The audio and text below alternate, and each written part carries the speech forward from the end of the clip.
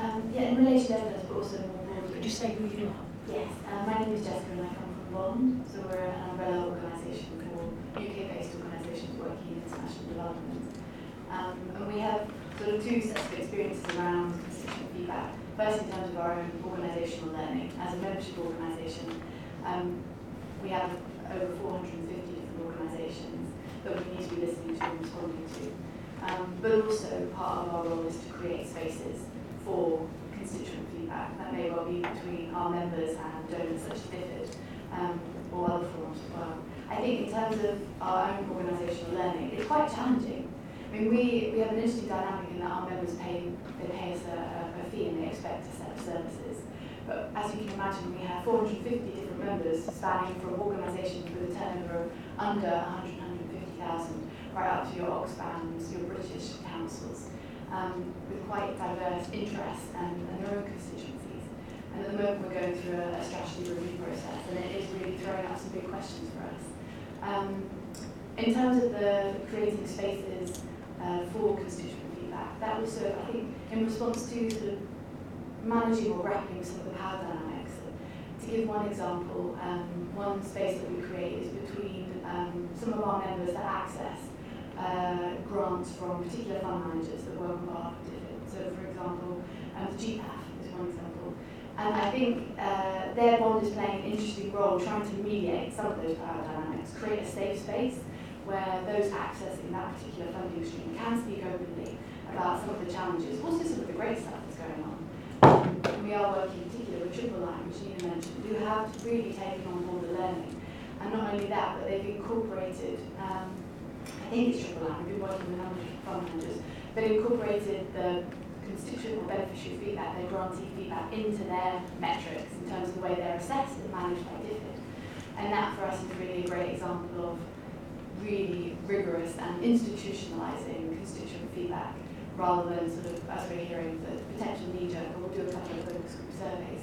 But it's a challenge, and I think something we hear from our members is the partnerships, the relationship, absolutely key. It sounds quite cliche, but having an open, honest conversation, and regularly with your funder, makes it much more likely that you're going to be able to share some meaningful feedback. But also the funding itself, the nature of that funding. If the funding is more flexible, if there is the opportunity not only to provide your concerns and the learning you're gaining as a grantee, but to be sure that that's going to be responded to. So that's critical. If you've got quite a rigid ending framework and you're only sort of having that discussion with your funder once a year, it can lead to some sort of despondency and disillusionment on the part of the grantees. We hear that quite a bit from our members. Yes, we hear that beneficiary feedback or constituent feedback is a great agenda, but when we provide it, we're not seeing much change. So I think that's a challenge that we're grappling with as Bond, but also with our members. So a lot of people have talked about, and it's an obvious one in collecting constituent feedback, is the sort of the power dynamic, the difficulties of giving feedback. And I'm interested in the role of anonymity here. And one of the case studies that in the special feature from Root Capital had an interesting experience, and it shows the sort of dilemmas, because they started off their experience of using constituency feedback was to do it anonymously, and I think they found they surveyed their constituents, and David, remind me, they're financial service providers to groups providing financial services. No, they make loans to farmer co-ops, okay, who then provide services to the farmers. Okay, so they're another intermediary on the way. Yeah. So the first time they did it, they had an anonymous survey, and I think they found it quite useful, quite good results. But then the next time they did it, they decided to do it not anonymously, and they found it very much more useful because they were then able to really work with the individuals, their partners, on their particular problems and really make progress, which sort of shows the sort of dilemma of anonymity.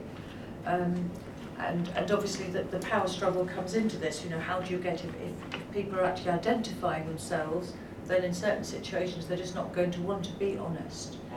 I don't know if anybody has any thoughts on this or comments from their own experience.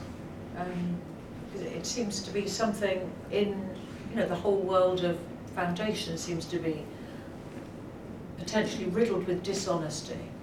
The holders of, who speaks honestly to the holders of the cash? Right.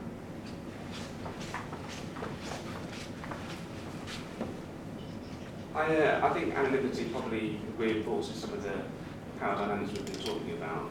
And just to use an example from outside the foundation world, I used to work in social care commissioning, and I was working with a group of people with learning disabilities to essentially reduce the service quite substantially in terms of the money we were spending. And I think it's that point around kind of co-production and co-creation is creating credibility.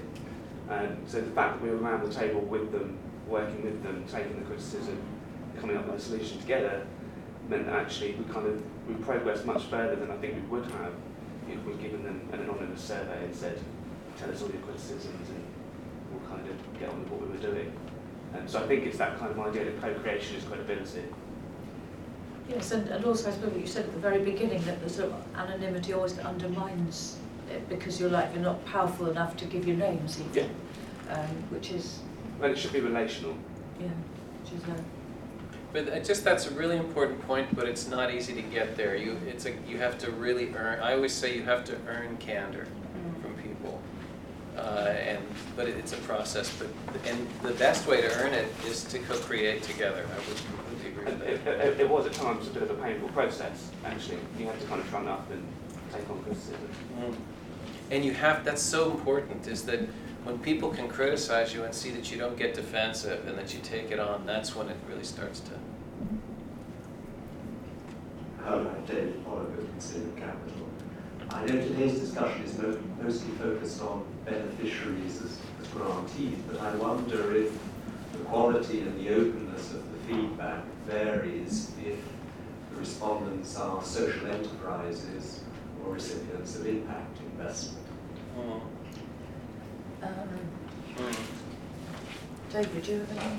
Sure. I'd be interested in what Nina says about that, but I see it as pretty similar. We work with some social investors in terms of helping them get feedback from their investees. We also work with Root Capital, which is going further now, and actually it's listening systematically to the co-ops that it lends to, but it's also helping those co-ops listen to the farmers more systematically, and we're kind of working down the value chain, as it were. And it feels very similar to the work that we do in the more classic philanthropy context. There's slight differences. If anything, I think it's easier to do it there because there's more of a listen to the customer orientation in the DNA, which, while in the development world you have the strong participatory empowerment norm, it historically hasn't been associated with rigorous metrics, whereas the customer satisfaction stuff is associated with the metrics. So you don't have to go over that ground. Does that sound right? Do you have? Yeah, no, I think I'm just going to put that in the ask me again in 6 months because I think that's a really important question. We have a growing portfolio in DFID, in private sector development, working with social enterprises, and I think this is a conversation I've yet to initiate with them, and I'm really interested to do that. So I think this will be sort of this goes on my list of things to do. So, can I ask, do you have experience of collecting this sort of feedback from people you're supporting? Not directly, because we're a corporate finance firm that raises capital for social impact funds and companies that are involved in, say, sustainable activities. So maybe like Nina, I should ask some of the impact funds that we raise money for. Can I just make one quick thing? Nina made this point earlier that one of the high values areas for beneficiary feedback is the unknown unknowns, and we've seen that particularly in the social enterprise space, where when an organization that is a social enterprise goes out and starts to do survey work, the first thing I'm hearing about as the consultant helping them are the new product ideas that emerge from customers. And then the second thing I hear about is ways to improve their performance. So just to validate that, I think I've heard that more particularly in the social enterprise context, which leads me to a hypothesis yet to be tested, that social enterprises are constantly looking for new ways to add value for their customers and therefore more open to those ideas, where in a kind of classic development context, it's more about getting better at delivering the way you've got rather than trying to develop new quote-unquote products and services. And I'm not sure that's the way it should be, by the way. So I think what I'm hearing are, thinking about collecting constituent feedback, and it's a very regular thing on a regular loop. And there seem to be, I'm sure there are many more, but three that are standing out for me as difficulties is one, closing the loop. Getting, the feedback back to the people who, at the top of the chain, the food chain, and not just leaving it there. Another one is the power thing, which we've talked about a bit in relation to anonymity, but it keeps coming up. How do you get honest feedback from people who are in a less powerful situation? And another one is, which has come up as well, especially from the lady from Alpha now, is how, how do you do this? If you're collecting data all the time, not once a year, how do you do this without, having to collect more and more and more data, and it's more and more and more of a burden?